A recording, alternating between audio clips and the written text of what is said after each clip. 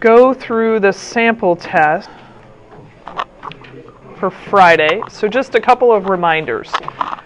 One, we're going to be in the computer lab in the basement of Caroline. So we'll start promptly at 1 o'clock. So please bring yourselves to Caroline. Come with one page of notes, one side only, with the information that you use in reference for the exam.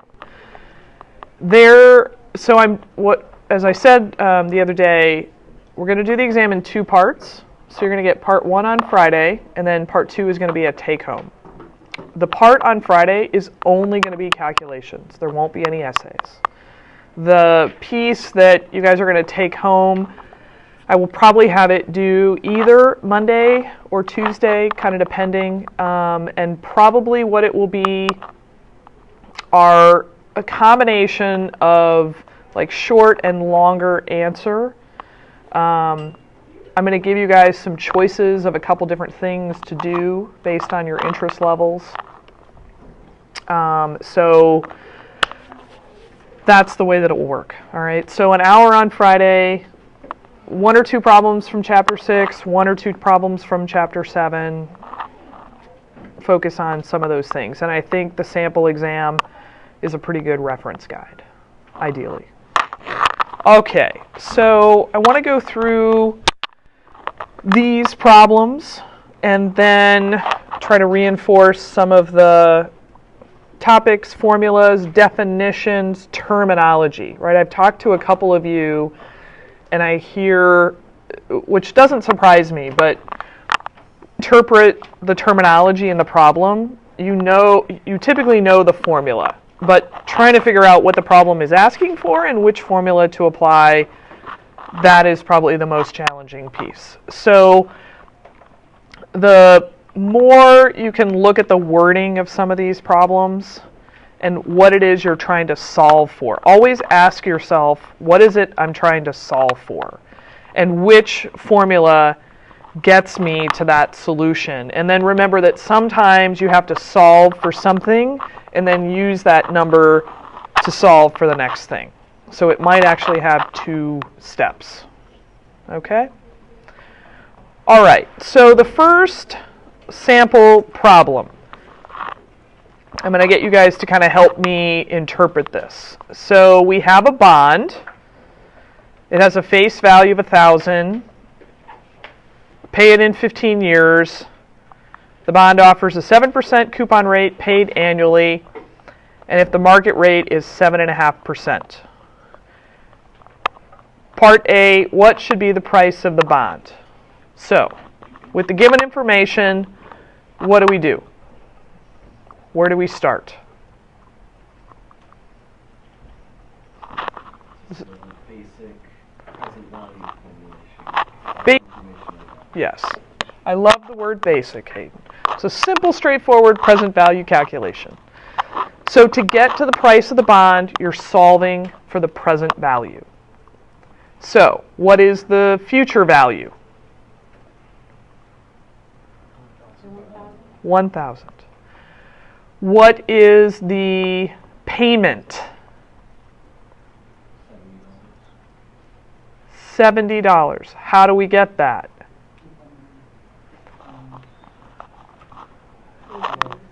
Yes, coupon rate times face value. I will make you guys a deal. If everyone gets all problems with the coupon payments correct, I will buy pizza for class on the following Wednesday. So, if all problems that involve a coupon payment, if you get it correct, everyone in the class has to get it correct. I will buy pizza. Okay. And then what is the number of periods?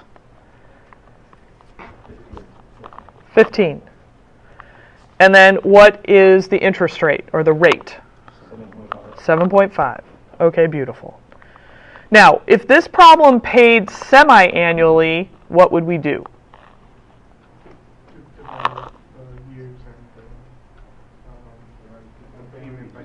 You divide the payment by 2. We would also double the number of periods. Remember that NPER means number of periods. Okay? And then we would take the market rate and we divide it by 2. Okay? So, that would mean that we would set up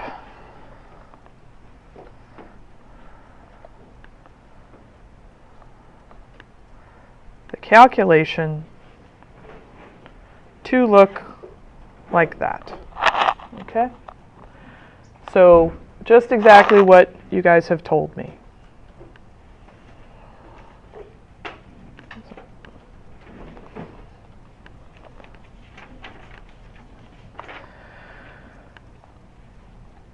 So price of the bond, we set up with a present value calculation.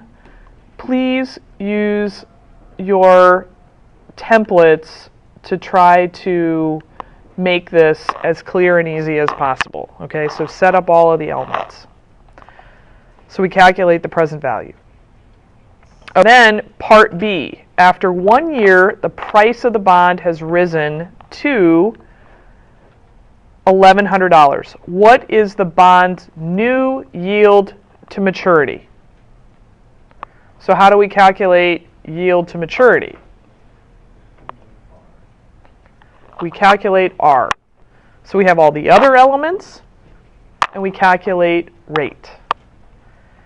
So it's 1 year later. So what changes in the setup? Periods. It's no longer 15, it's 14. Hannah. How come it is 14 when it's 1 year later? So in part A, it's 2016. There's 15 years left. In part B, it's 1 year later, so now it's 2017, and there's only 14 years left. So the bond lasts a certain amount of time. It's sort of like 4 years of college. At the end of your first year, how many do you have left? 3. At the end of your second year, how many do you have left? 2. So bonds count down. Every year that passes, the years to mature decreases by 1. Okay? So we can set that up, and we set the present value, which is the price, which is given to us as 1,100. Don't forget to enter that number as a negative value because it's just one of those Excel quirks. The payment is 70.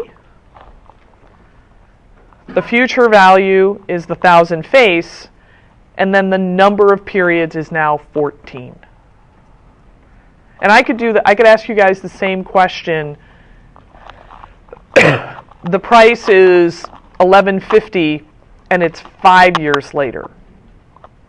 And then you would adjust the price, and then you'd adjust the number of years remaining, the number of periods remaining. Okay? Great. Then part C asks if you were to sell the bond after 1 year of holding, so again, 1 year has passed, and the price is now $1,100, what would be the rate of return? So how do we do rate of return? What's in the numerator for the rate of return? The price change and the coupon payment. And then what is the denominator? The original price. Perfect. By the way, these hints, I probably won't give you the hint on the exam, since you guys have a page of notes. So, to set that up, I like to make everything really clear. Again, it helps me to kind of remember the piece parts. So, the original price is $9.55. That's what we solved in part A. Then the new price is $1,100. Then the price change is $144. A detail that you guys want to pay attention to. is the direction of the price change. The bond prices should never be negative. We enter them into Excel as a negative number because that's the way the Excel calculation works. But how would you write a check for a negative value? If you wanted to go buy a bond right now, you couldn't write a check for a negative value. That just doesn't make sense. Okay? So when you do the price change, both numbers are positive. Then you need to think to yourself, from last year to this year, has the price gone up or down? Then you can figure out the formula, right? So if it went from $9.55 to $1,100, has the price gone up or down? It's gone up. So when you do the price change, that means your number should be positive. If it went from $9.55 to $900, that would be a price decrease. And then your price change is going to be negative. So the price change can be positive or negative. Prices rise, prices fall. It's just like gas. Prices go up one day, prices go down the next day. Okay? So when you guys are doing this, take a second and do a common sense review of your numbers, because it could just be that you just have a minor formula error. So generally when you do the price change, you want to do the current price minus the original price. Current price minus the original price. That will get your number in the right direction. It sounds simple, but half of the exams I grade will have that incorrect. Okay? So then we have the coupon payment, we have the investment, and then we plug it into that formula that you guys described, and the rate of return ends up being 22.4%. So essentially, in 1 year, I have a profit on the bond of 22%. Part of it comes from the coupon payment, and part of it comes from the price increase. Okay, so 3 things for bonds that we are calculating. Price of the bond, yield to maturity, and rate of return. All of those are incorporated in number 1. So if you guys have those 3 formulas mapped out in your notes, you should be in great shape. Any questions about that? Seems straightforward till you get an exam in front of you, yes? Okay. All right, number 2 then. You're considering buying a bond and it's selling for $940 twice. $ and dollars. You don't need those both. It has standard $1,000 face value, pays $60 annual coupons, and has 7 years left until maturity. So, what is the current yield of the bond? What's the equation for current yield? Coupon payment divided by price. Spot on. So that is another formula that you want to make sure you have in your notes. Take the coupon payment and divide it by the price. So 2 things that you want to differentiate. This is current yield. Current yield. Coupon payment divided by price. The other is yield to maturity. That's what you have to calculate. If it just says yield, most of the time, if we just use the term yield, it means the yield to maturity. Okay? And then in 1 year, new bond issues of similar risk are yielding 4%. what should the new price of the bond be? So we're going to use our present value calculation. What is the number of periods?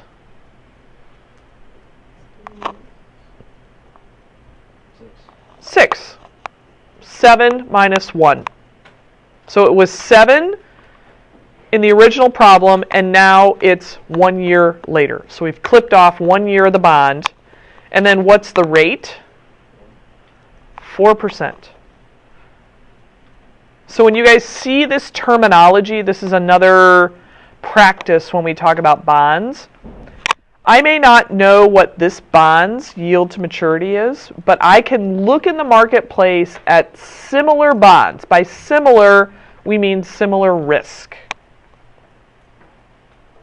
Because everything in the marketplace is measured by risk. So we can use 4%, and then we would set that up to calculate the new bond price of $1,100. So $60 coupon payment, 6 years left to mature, 4% yield to maturity, face value of $1,000, as always, and that would mean the new price is $1,100. Okay, so that problem is similar to the first problem. It's just that we use the current yield formula. Okay. And if I were creating notes, what I would do is I'd have this box, these boxes, this little template, and then next to it I would have terminology with arrows as a language translator.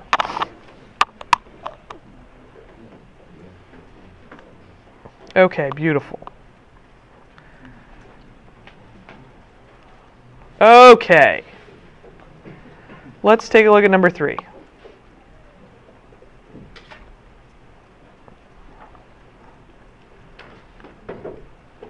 Okay. Number 3 is a lovely involved problem. So we are given some information. We've now moved into the area of stocks. We're given some information about the company's net income, the number of shares that they have, the payout ratio, what their current equity is, inflation, and a return percent. So there's a lot of data in there. And we're going to use that information in varying ways. So the first thing that we want to do is calculate earnings per share. What is the formula for earnings per share? Net income divided by shares.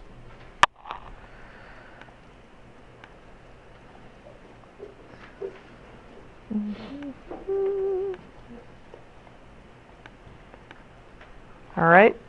Earnings per share, that's one formula that we want to have. Okay. Now we want to know the next dividend per share. So what information are we using from this problem that will tell us how to get to the dividend? Because I do not see the word dividend in the description. We use the payout ratio. And what is the payout ratio, Hayden? It's the amount not getting put back into the... Yes. Not plowed back. Yes. Percentage of the earnings per share, right? Correct. So we have earnings per share, and we can do two things with the earnings per share. We can pay it out, or we can plow it back. If the payout is 30%, that means the plowback is 70% because these two numbers need to add up to 100%.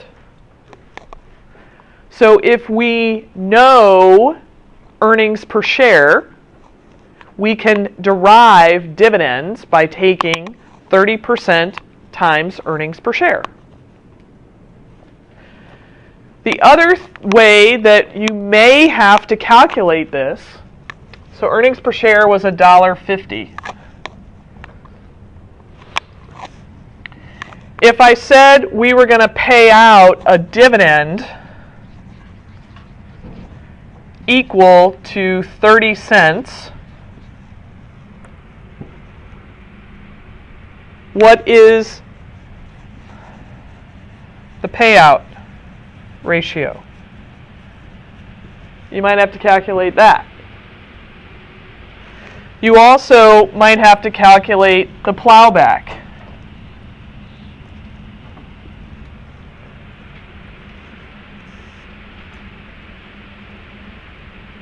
Okay.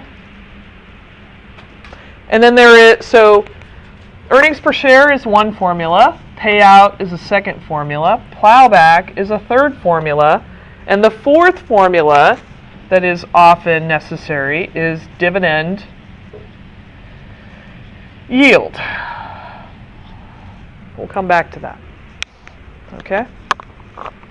This payout ratio is another commonly missed problem. What a lot of times people will do is, let's just say that I'm paying a dividend of 45 cents. A lot of times I will see an answer that says the payout ratio is 45%. It's not 45%, it's 45 cents. And if you want to know what percent it is, take 45 cents and divide it by the earnings per share. Okay, so if you get a dollar value of dividend, divide it by a dollar value, which is earnings per share. If you're given a percent of the payout, you can multiply that times earnings per share to get the dividend. Okay? Those are just how those formulas kind of all work together. So the expected next dividend per share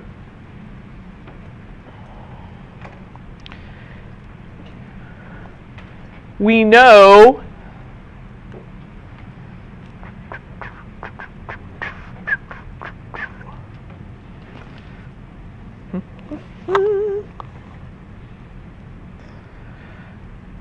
is 30% of the net income. So that is $3 million. So this is 0.3, 30%, times net income, okay, gives us the total amount of dividends paid. Then, if you want to know on a per share basis, you divide by the number of shares, which is 8,000.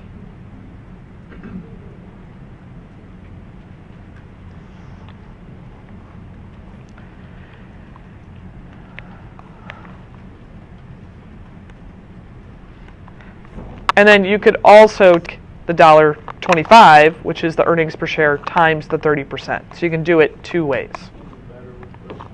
Nope. They're both accurate. Both accurate. All depends on if you like big numbers or small numbers. Okay. The next question asks the sustainable growth rate. So remember, this gets us to the calculation of G. When the company is humming along, doing its thing, every year they're going to achieve that level of growth. So there's a formula for the sustainable growth rate. That formula is ROE divided by plowback.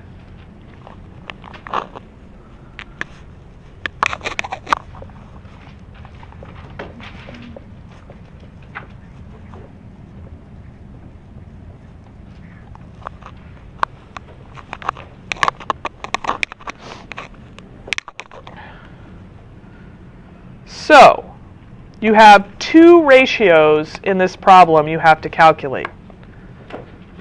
The first one is the easier one, plowback. So if the payout is 30%, the plow is 1 minus that. The ROE is a little bit more involved. What is return on equity? Net income over equity. Net income over equity. You're welcome to memorize that. You're also welcome to put that in your notes. So we have those two numbers. We're given net income. We're given the dollar value of equity. It's not the number of shares. It's the dollar value. Okay, and that's something, so if you guys see on my spreadsheet here, I've taken all the numbers out of the problems and I put them here into cells.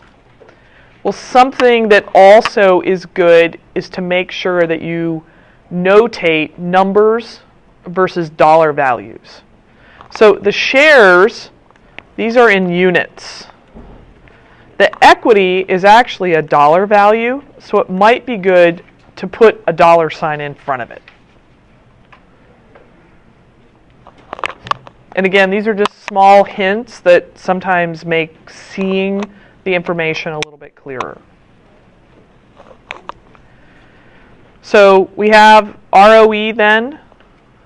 We're just taking 10 million divided by 75 million. That gives us the 13%. And then to do the sustainable growth rate, we just multiply those together. Okay. It is multiply. You multiply them. Multiply.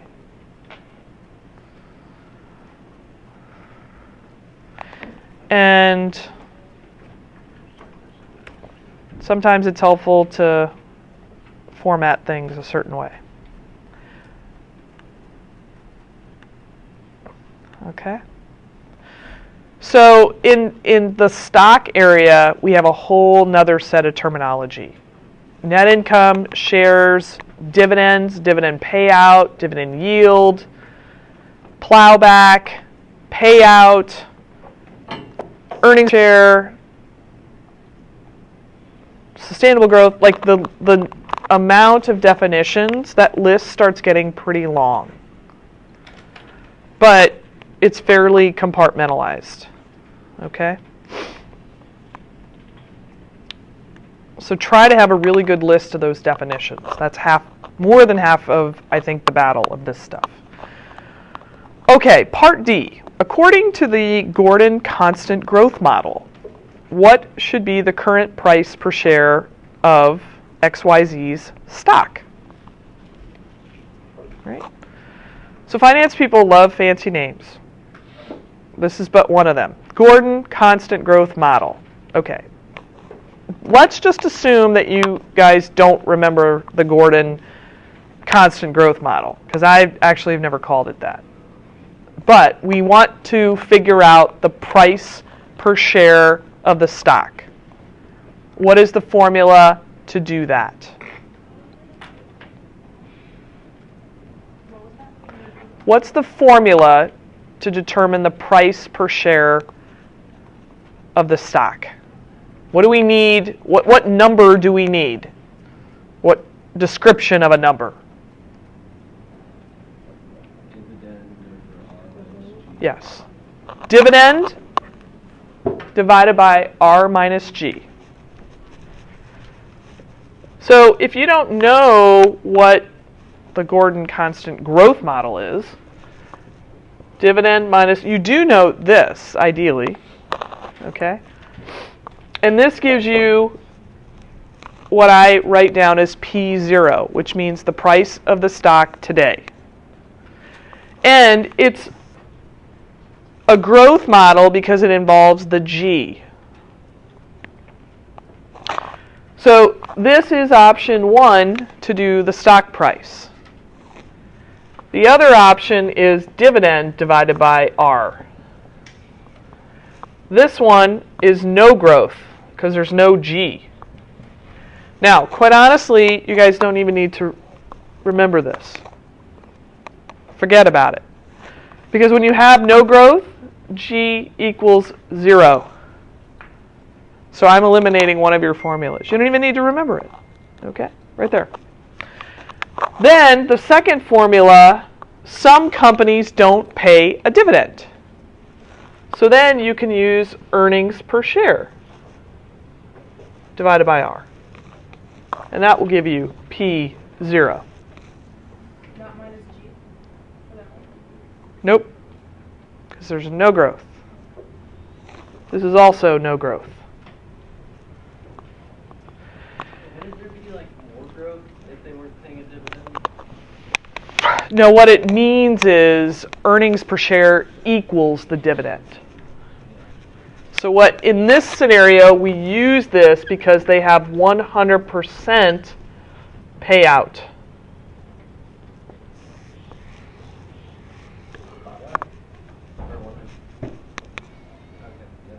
Yeah.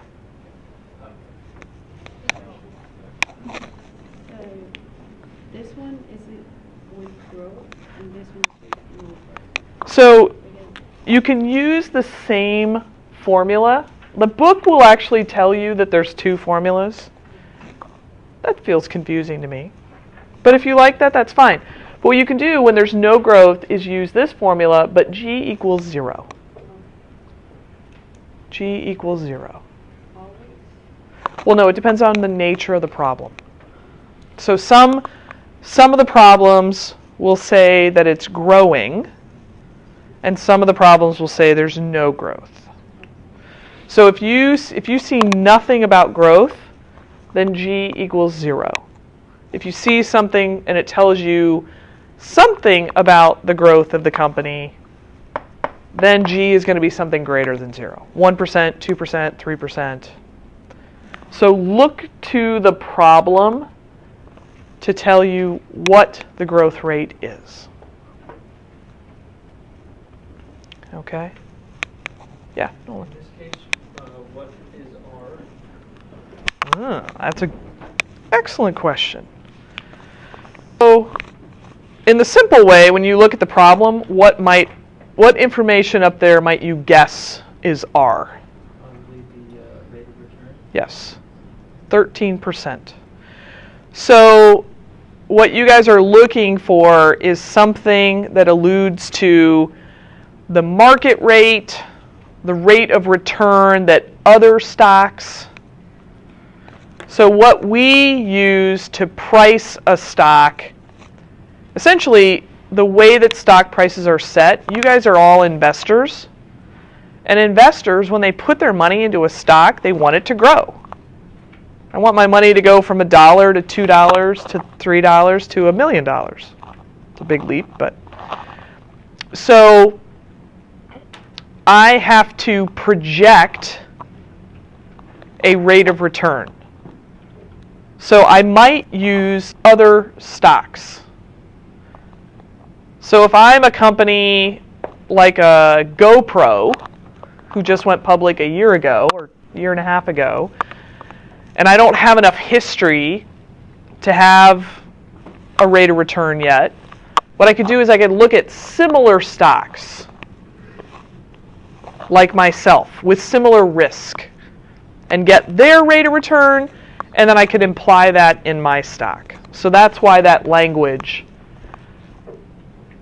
So when you guys see these stock problems, you could see something that says the expected rate of return. You could see something that says the market rate of return. You could see something like this, other stocks with similar risk have this return. So look for that percentage. What you would not want to use is the inflation rate, because that has nothing to do with the rate of return. Okay, so back to our question then. What is the price? So we calculated the dividend back in part B, so we used that dividend. We're going to use that 13%, and then we just calculated the sustainable growth rate. So we're going to use that equation, dividend divided by R minus G, and it will tell us that that stock should be selling for a price today of $10.23.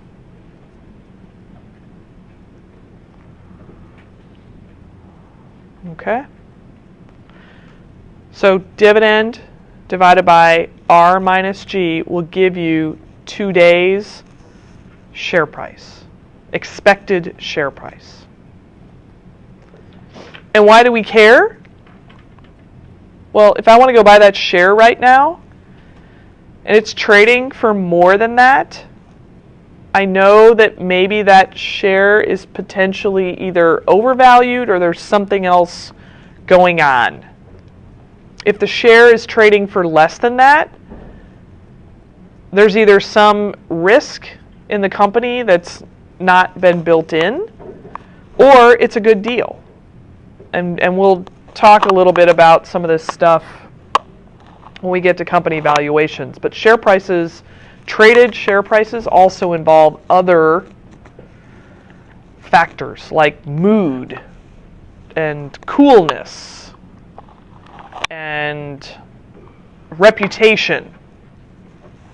Right? Like if you guys went out right now and you looked at the share price of Wells Fargo. Have you guys heard about what's happening at Wells Fargo? It's a disaster. Culminated by the firing of their CEO last week. If you did this calculation for Wells Fargo and then you looked at the share price right now, there would be a difference because they're no longer being priced based on just their dividends and their growth. They're being priced based on what's happened because of their behaviors and the scandal, and which actually could be justified that maybe their future growth has diminished. Okay? So there's some interesting things that are outside of these calculations for stock. As an aside. Okay, then the last part, we're going to pay a dividend right now, and we want to know what the dividend yield of the stock is. So dividend yield is that last equation. Fairly straightforward. Dividend divided by the share price. So I have all those pieces. I have the dividend now. Okay?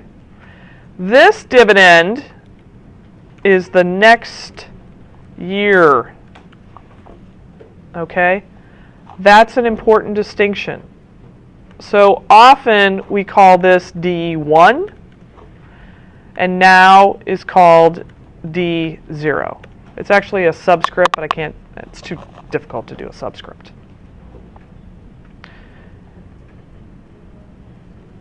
How do I get the 30%?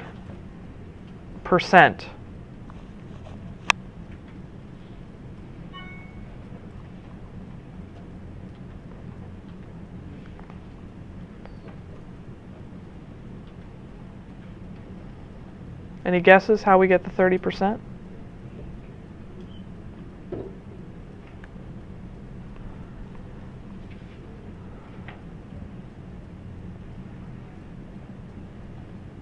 Oh, I don't have to have it. It tells me that. It's a trick question. You guys are asleep at the wheel.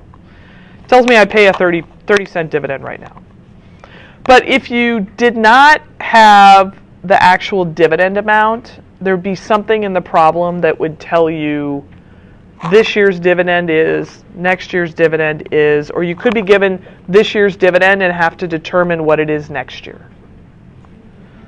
Okay, so the takeaway from some of this is look at the timing, right? So the projected net income is for next year. That tells you that what that dividend that you calculate in Part B is next year's dividend. When you do the share price, you use next year's dividend. When we do dividend yield, we use this year's dividend. So that's the last little detail when you do stock. Next year, this year, make sure you have those differentiated. Okay. Number 4. What is a seemingly straightforward question.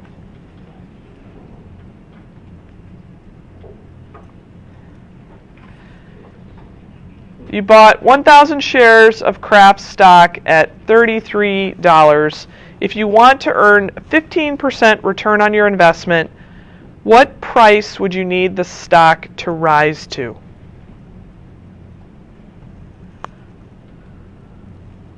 How do we calculate that?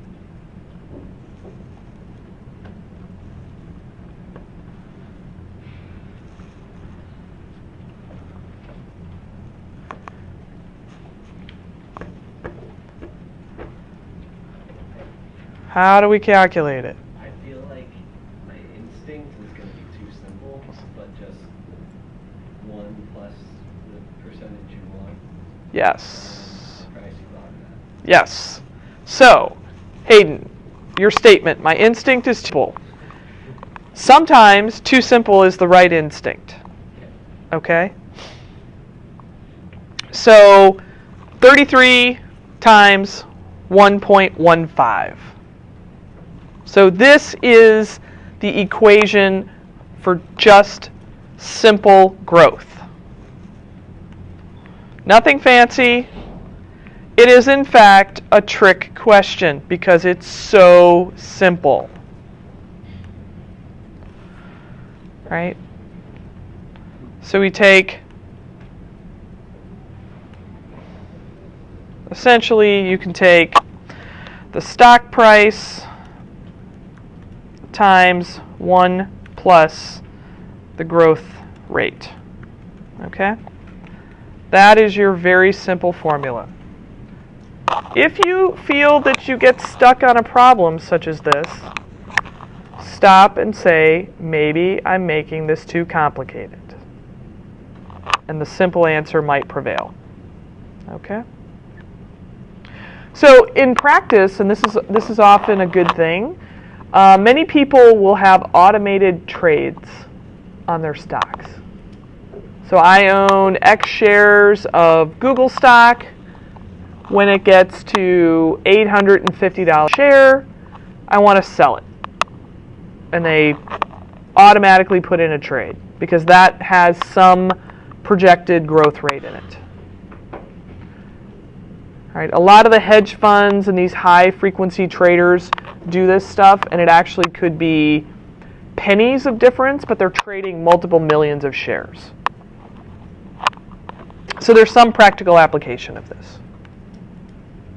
In addition to the fact that it's an important thing to know growth rates. Okay, so number 5. The stock is expected to rise to $43.29 in 4 years. Other stocks of similar risk pay 12% returns. We have dividends that we think we're going to pay. $1.10, $1.21, $1.33, and $1.50. What is the price of our corp, which means 1 share of stock, today? So P0. Now, when you guys look at this problem, your first instinct should be, oh, I want to use the formula dividend divided by R minus G. That should be your first instinct. Whenever you see a stock problem that asks you to calculate the share price today, then you have to say to yourself, do I have a constant stream of dividend payments? Is it the same dividend year after year after year? Or is it a dividend that is growing at a constant rate? Well, you may not know if this is growing at a constant rate. So we can figure out whether it is or it isn't mathematically. So I have $1.10 in year 1.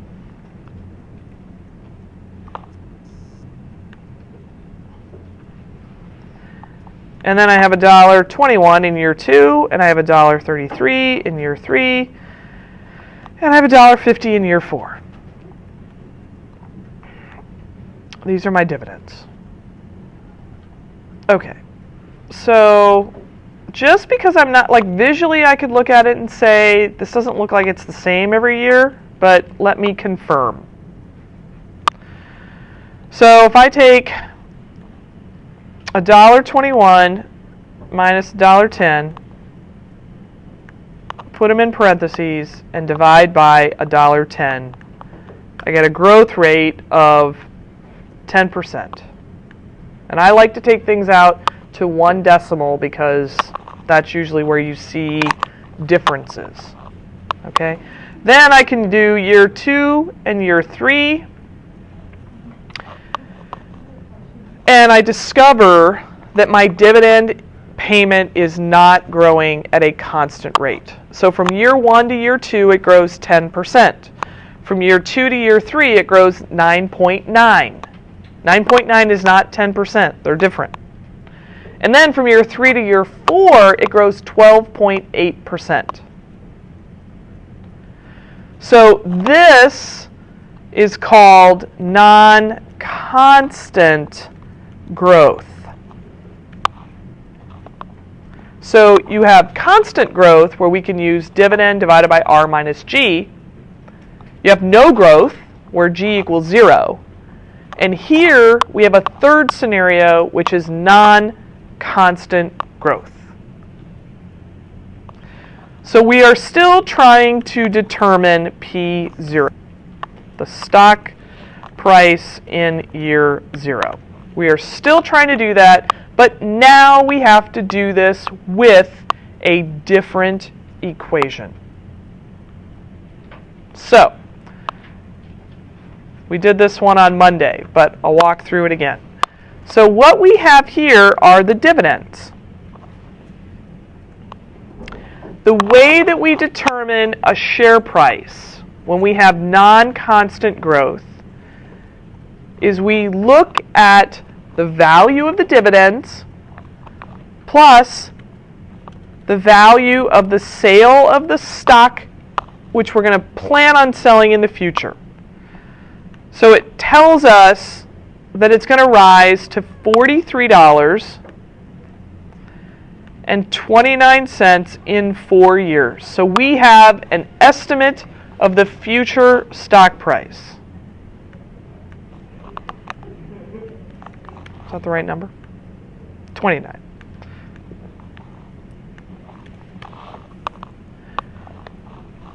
So this becomes my total cash flow, if you will, from my stock. And I'm going to add these together. So I'm going to add the dividend plus the sale of the stock every year.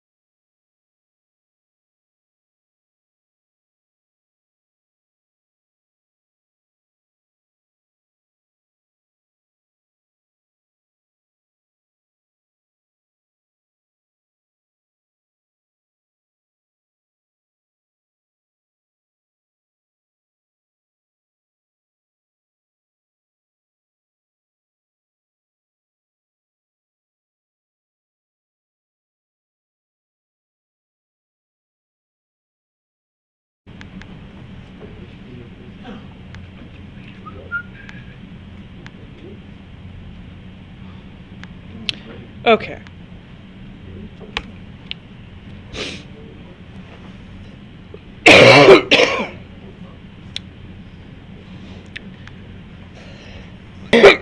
cough is almost gone. Okay, back online. All right, so let me walk you through what I did. So the present value calculation, the rate is 12%, the year is 1, because it's the first year, and the future value, oops, I have the future value as the wrong cell. It should be this one, the sum in row 9. Okay? So that says that $1.10 in present value terms is worth 98 cents. Then I'm going to have you do one more thing because it is easier to interpret. Put a negative in front of the PV. Okay. All right. And then I'm going to copy this 12% across just because it makes my formula work a little better. And then I'm going to copy that present value across as well.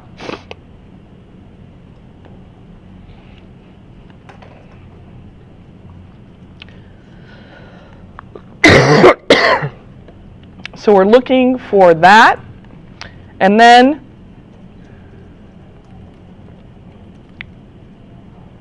we are going to sum those 4 values together.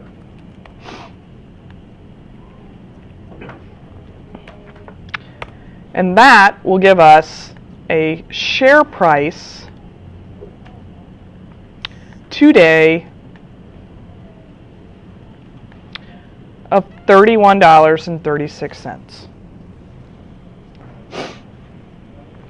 So essentially what it says is I would be willing to buy a share of stock paying $31.36 knowing that next year I'm going to get a dividend of $1.10, the year following $1.21, next year $1.33, the following year $1.50, and by year 4 my stock price is going to be $43.29.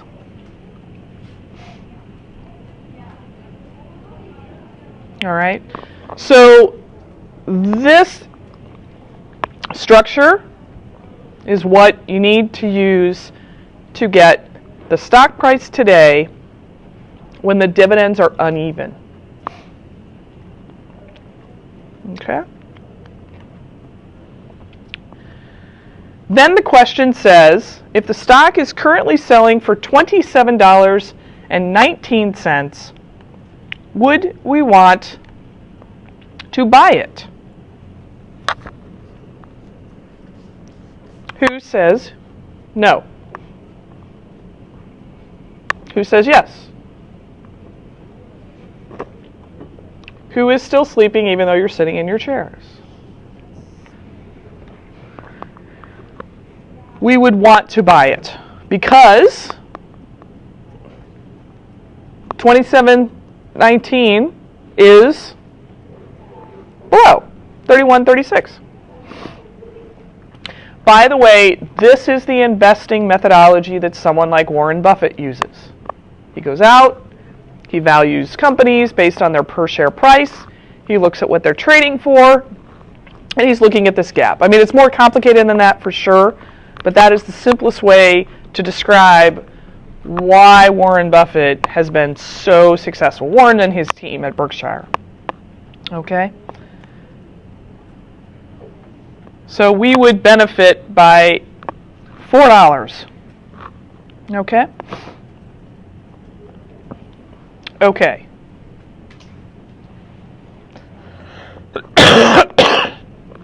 I believe these are the formulas that you guys need to focus on.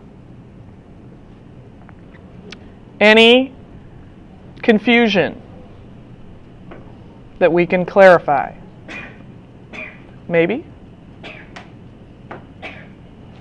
Joseph. I still didn't get how you get the growth from there. I'm still being negative on that part. Which one? On the growth between year 1 and year 2, you get like negative 10% for some reason. Right here? Yeah. Oh no, the top one, the 10%, where the growth Oh, Yeah. so in your formula, make sure you have year 2. So you want it to look like this. Year 2 minus year 1 divided by year 1.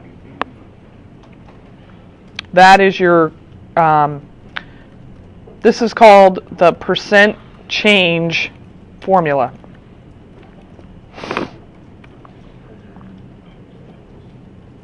So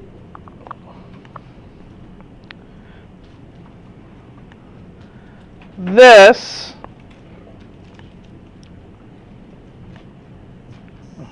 is the percent growth formula.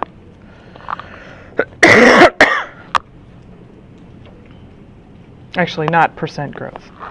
This is just the growth formula, right?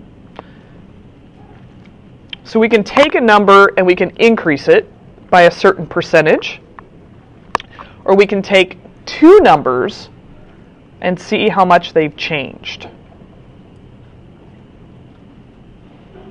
And those are 2 really good, like business people type formulas that you should always have.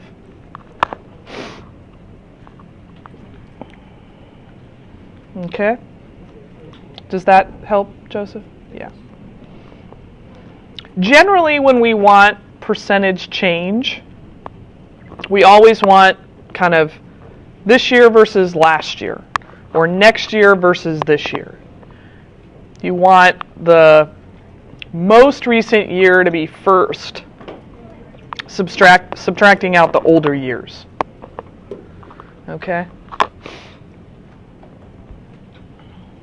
Other questions? That's a good one. Definitional terms. Any terminology in the sample exam that was unclear that we have not talked about? Aldo. Can you go to year 4, please? Yes. And the present value of cash flows. Yes. Can you just remind me how you got 28? Yes.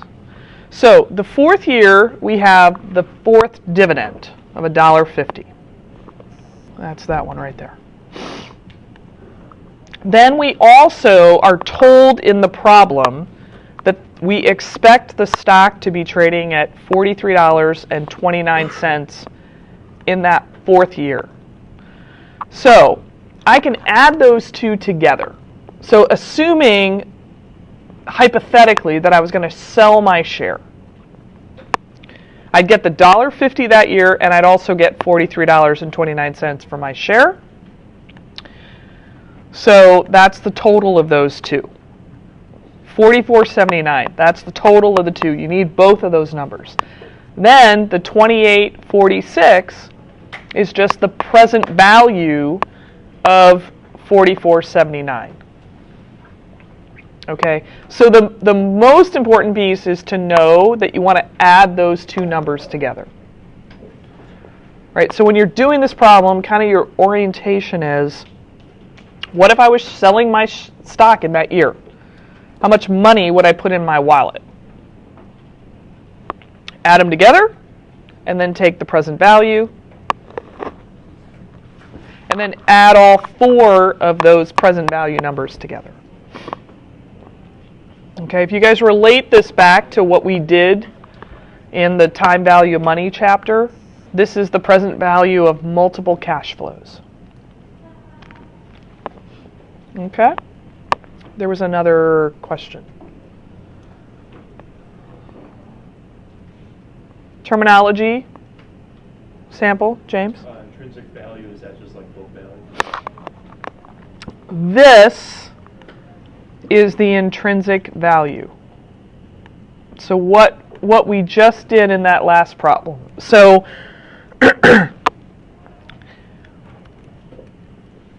we calculated the value of the share based on the merits of the cash flows, the dividends and the selling price of the stock, as $31. So we call that its intrinsic value.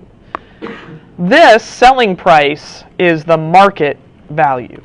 So it's like the true value, though.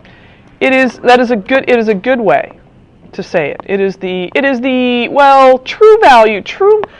That word true is kind of tricky for me. It's almost like it's theoretical value. That's maybe a better way to say it, because true is in the eye of the beholder. The market it's sort of like if you guys have ever sold a car. Just sold my 96 Volvo a couple months ago.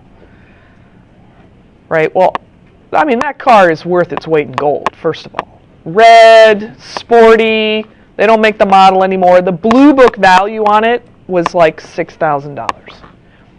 We would call that its intrinsic value, based on the features and the wear and the tires, and I had, gotten the bumper redone because it had some scratches. So I would say it was worth, its theoretical value was worth $6,000.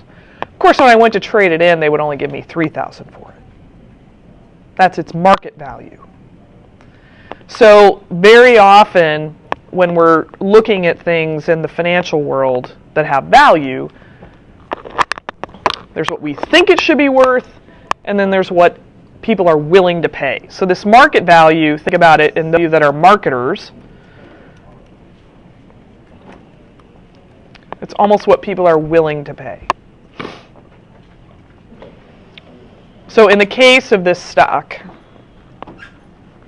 the market is valuing it less than what we would theoretically think it's worth. It's a good question. Okay, fantastico. So we'll see everybody on Friday in the computer lab in Caroline. Have a good preparation.